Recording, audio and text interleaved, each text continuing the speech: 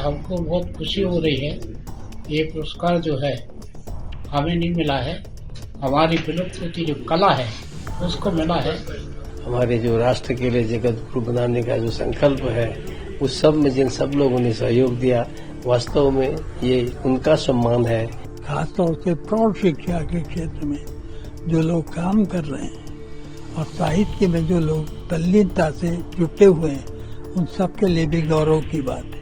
मैं तो ऐसा मानता हूं कि हमें पद्मश्री रोज मिलता है, लेकिन आज भारत सरकार ने एक अवार्ड देके जो सराहना की है और उससे बहुत खुशी मिलती है। हमको बहुत खुशी हो रही है। ये पुरस्कार जो है हमें नहीं मिला है, हमारी विलुप्त होती जो कला है उसको मिला है। ये बहुत प्रसन्नता है। क्या संघर्ष रहा है आपके जीवन में? जीवन बहुत संघर्ष रहा, इसके पीछे बहुत लड़ना पड़ा। नौकरी भी छोड़ी हम तो बीच में, बैंक में नौकरी करता था। 98 मैंने छोड़ दी क्योंकि समय नहीं मिलता था इसके लिए, तो फिर मैंने रिजाइन दिया और फिर अब तो लगातार काम करते रहे। ये कौन सी कला है जो विशेष? ये अखाड़ा कहते हैं, अखाड़ा बाढ़ समाट युद्ध शैली, लाठी तलवार भाला त्रिशूल कटार इत्यादि की युद्ध शैली है जो एक आदमी से एक आदमी की युद्ध शैली सिखाई जाती है। इससे हमारा शारीरिक व्यायाम भी होता है और बचाव पक्ष भी बहुत ज्यादा होता है, तो लड़कियों को ज्यादा सीखना चाहिए। हमारे बहुत से लोग फोन कर रहे हैं कि आपको पद्म भूषण मिल गया, पद्म सम्मान मिल गया। मैंने कोई टीवी देखा नहीं, कोई रेडियो सुना नहीं, पर अनेक लोग मुझे बधाई दे रहे हैं। तो मैं भी आदरणीय प्रधानमंत्री मोदी जी को, श्रद्धेय राष्ट्रपति जी को अपनी ओर से धन्यवाद देता हूं कि उन्होंने एक सामान्य कार्यकर्ता को पद्म अवार्ड देने का निर्णय किया।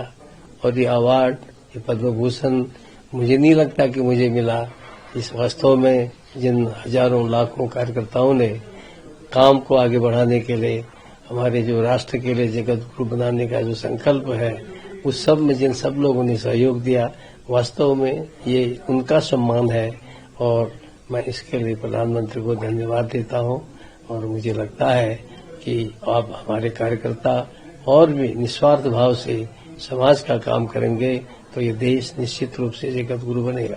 मेरे लिए तो गौरवपूर्ण है ही, लेकिन शिक्षा के क्षेत्र में, खासतौर से प्रौढ़ शिक्षा के क्षेत्र में जो लोग काम कर रहे हैं और साहित्य में जो लोग तल्लीनता से जुटे हुए हैं, उन सब के लिए भी गौरव की बात है। जहाँ तक साहित्य का सवाल है, तो मेरी भूमिका मुख्य रूप से समीक्षाओं पर आधारित है और स्वतंत्र रूप से भी मैंने कुछ लिखा है। उनमें शब्द का विचार पक्ष सबसे महत्वपूर्ण पुस्तक है। दूसरी पुस्तक जो मैंने लिखी है, संस्कृति, समाज और साहित्य, ये भी काफी लोकप्रिय हुई और काफी तेजी से हिंदी ग्रंथ अकादमी द्वारा वितरित की गई है आदिवासी क्षेत्रों में। मेरे को भारत सरकार की तरफ से पद्मश्री के सम्मान में नवाजा गया है। ये मेरे लिए खुशी की बात है, लेकिन इस खुशी के पीछे जो 40 साल का पीड़ा भी है, वो पीड़ा आज आनंद में परिवर्तित हो गया है। क्योंकि बने हुए रास्ता में सब चलते हैं, लेकिन एक रास्ता बनाना सबसे बड़ी बात होता है। हमारे देश में 12% आदिवासी रहते हैं और आदिवासी, करोड़ों आदिवासी बच्चे ऐसे हैं जिनकी भाषा स्कूल में यूज नहीं होता और बच्चों को राज्य की 24 भाषा में पढ़ाया जाता है। और उसी 24 भाषा में जब पढ़ाया जाता है तो हमारे देश में 19,000 भाषा है और वो भाषा टीचर की भाषा या किताब की भाषा नहीं है। अगर कल्पना करिए कि अगर बच्चों को अपनी मातृभाषा में सीखने को नहीं दिया जाए और उनके नहीं समझने की भाषा में उसको सिखाया जाए, कैसे सीख पाएगा। तो उसी के ऊपर मैं जब आश्रम स्कूल में पढ़ रहा था बचपना में, बोर्डिंग हाई स्कूल में, वहां मेरे को लगा कि ये आदिवासी बच्चों के प्रति बहुत अन्याय होता है, क्योंकि बच्चों को सीखने सिखाने के बारे में जो मातृभाषा नहीं देना एक अन्याय है। तो ये बच्चों के अधिकार के बाहर की बात है। भारत की संविधान कहता है, शिक्षा नीति कहता है कि बच्चों को सिखाना चाहिए अपनी मातृभाषा में। तो मैं 92 में जब उड़ीसा सरकार को आया, सेक्रेटेरिएट और डायरेक्टरेट को, एक पदस्थ ऑफिसर बन के मैं कहा कि मैं इसके ऊपर काम करूंगा। उन लोग बोले ना नहीं वो नहीं होगा। मैं बोला इसके ऊपर ही काम करना मेरा इच्छा है, क्योंकि भारत में उड़ीसा में 25% आदिवासी बच्चे हैं और 17 लाख ऐसे बच्चे हैं जो कि उड़िया नहीं समझते हैं। जी। उसी को लेकर मैंने छेड़ा तो उसको मुख्यमंत्री ने माना और मुख्यमंत्री बोला उसको उसी काम ही करना चाहिए। बिजू पटनायक थे जी। और उसी से एक आदेश दिया, उसी आदेश के बल पर मैं 20 साल तक उसी काम करता रहा।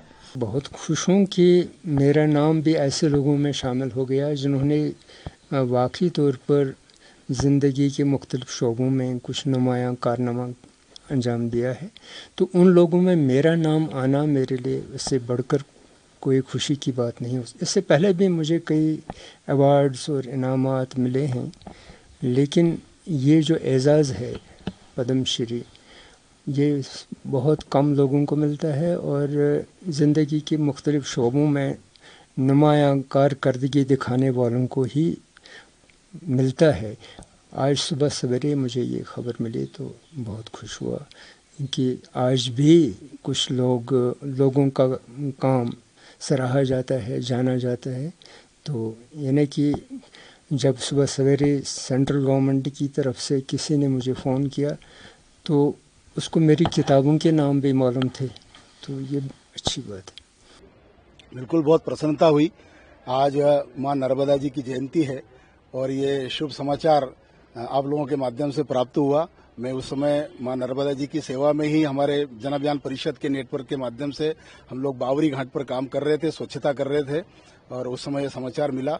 देश के प्रधानमंत्री आदरणीय नरेंद्र मोदी जी, भारत सरकार के माध्यम से जो पुरस्कार प्राप्त हुआ है, घोषणा हुई है, मैं उसके लिए सुनकर के बहुत अभिभूत हूं और मैं धन्यवाद देता हूं कि बैतूल जिले के जनजाति समाज, आदिवासी समाज के लिए उनको साथ लेकर के हम जो काम कर रहे थे, सरकार ने उसको संज्ञान में लेकर के और हमको पुरस्कृत करने की घोषणा की है। मैं तो ऐसा मानता हूं कि हमें पद्मश्री रोज मिलता है, लेकिन आज भारत सरकार ने एक अवार्ड दे के जो सराहना की है और उससे बहुत खुशी मिलती है, क्योंकि जब भी जो जिसके ऑर्गन्स खराब होते हैं और उनको जब भी हमारे डोनेशन से, ऑर्गन डोनेशन से नया जीवन मिलता है, तभी उनके और उनके परिवार के चेहरे के ऊपर जो खुशहाली आती है वो बहुत बड़ा अवार्ड होता है। आप सोचो किसी के दोनों हाथ नहीं है और उसको हार्ट डोनेशंस के नया जीवन मिलता है।